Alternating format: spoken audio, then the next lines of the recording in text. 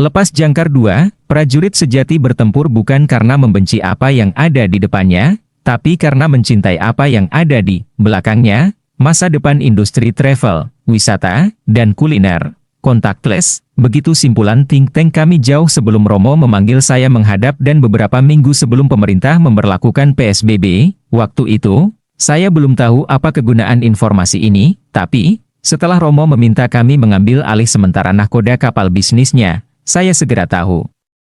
Ini informasi mahal. Kegiatan rutin kami adalah berkumpul untuk mengatur strategi geoekonomi dan geopolitik, mengupdate informasi-informasi terbaru dan bagaimana kami mengadaptasikannya untuk bisnis, sosial, maupun politik kami. Sebagai pengusaha, fokus saya adalah bagaimana mengendus perubahan agar kapal bisnis saya yang sudah digoyang BUMN ini bisa menaklukkan ombak yang makin hari makin tak bisa diprediksi. Kami berkumpul di sebuah tempat yang kalau dari luar, orang akan melihatnya sebagai restoran Chinese food biasa. Namun, ada pintu khusus untuk menuju basement di mana suasananya begitu berbeda. Anda tidak lagi mencium aroma kepiting, fuyung hai, kue tiao, atau segarnya kuah lomiai, atau angsio tahu. Di ruangan rahasia ini, Anda mencium aroma intelijen, kewaspadaan dan kerahasiaan. Ada belasan skenario yang kami simulasikan waktu itu, salah satunya adalah apabila pemerintah memutuskan untuk menutup kantor-kantor,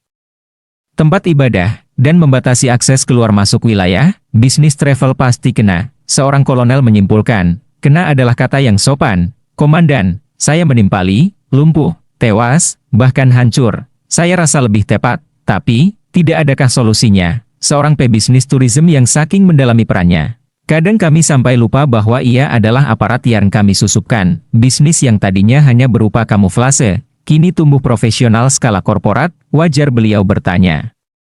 Demikian, dia pasti memikirkan keselamatan pasukan, maaf, karyawannya.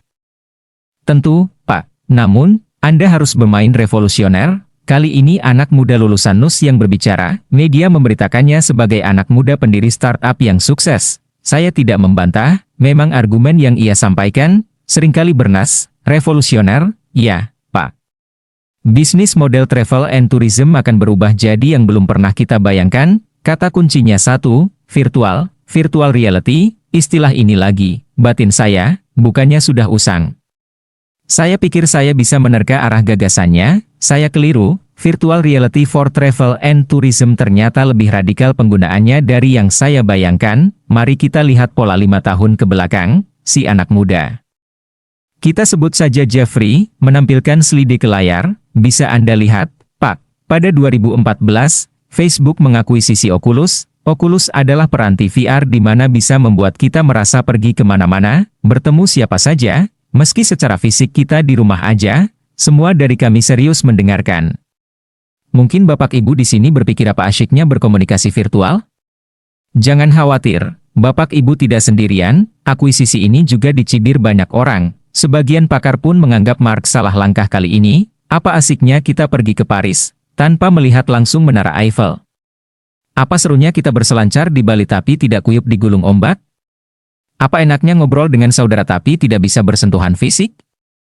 Jeffrey menampilkan slide selanjutnya. Komunitas Kickstarters dan game developer juga mengkritik keras penjualan Oculus ke Facebook karena menodai ideologi crowdfunding. Oculus lahir dengan semangat crowdfunding. Masyarakat mengumpulkan dananya untuk penciptaan alat canggih ini, namun, si raksasa kapital Facebook memaksakan pembelian ini. Facebook sekali lagi menunjukkan hegemoninya. Lalu, di mana masalahnya?